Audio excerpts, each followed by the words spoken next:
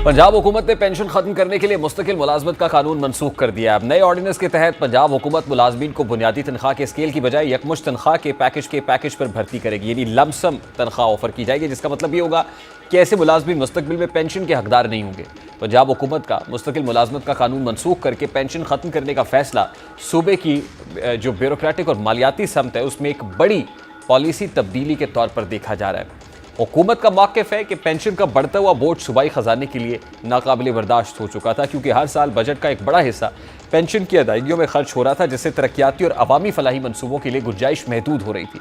आदाद शुमार के मुताबिक पंजाब हुकूमत के अखराजात में पेंशन की मद में अरबों रुपये सालाना इजाफा हो रहा है, और अगर यही रुझान बरकरार रहता है तो आने वाले बरसों में ये रकम मजमूई बजट के 1/3 हिस्से तक पहुँच सकती थी। इस पस मंज़र में हुकूमत ने एक यकमुश्त तनख्वाह पैकेज मुतारिफ कराने का फैसला किया है, जिसके तहत नए मुलाजमीन को मुकर्रर तनख्वाह दी जाएगी, लेकिन वो पेंशन या इंक्रीमेंट के हकदार नहीं होंगे।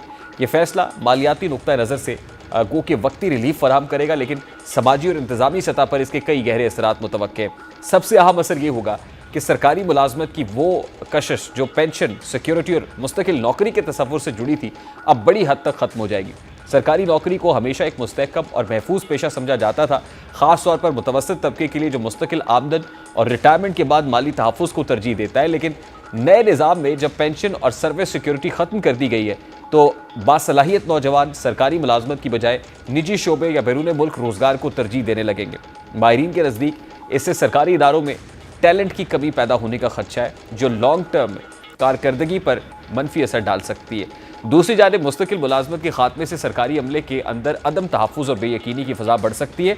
जो मुलाजमीन इस वक्त कॉन्ट्रैक्ट पर हैं और मुस्तकिल होने के मुंतज़िर हैं, उनके मुस्तकबिल पर सवालिया निशान लग गया है।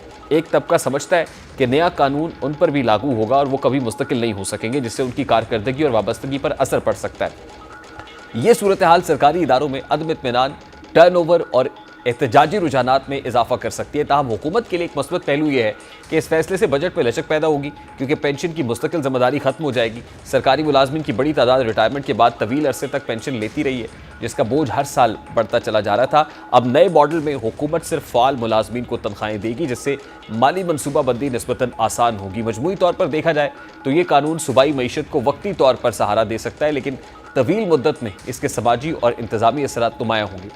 रियासत अगर मुलाजमीन को पेंशन और मुस्तकिल रोज़गार की यकीन दहानी नहीं देगी तो फिर इसके बदले में मार्केट के मुताबिक जो बेहतर उजरतें हैं वो देना होंगी, वरना सरकारी इदारे निचले और दरमियाने दर्जे की सतह पर अफरादी क़ुव्वत की कमी और सलाहियत के बहरान का शिकार हो जाएंगे। लिहाजा ज़रूरत इस बात की है कि हुकूमत सिर्फ पेंशन के खात्मे पर न रुके, बल्कि एक जामे फ्रेमवर्क तश्कील दे जिसमें निजी शोबे के तर्ज पर परफॉर्मेंस बेस्ड मराहत हो, सोशल सिक्योरिटी और रिटायरमेंट फ़ंड जैसे मुतबादिल निज़ाम मुतारिफ कराए जाए, ताकि रियासती मुलाजमत की कशिश और इदारा जाती इस्तेहकाम बरकरार रह सके।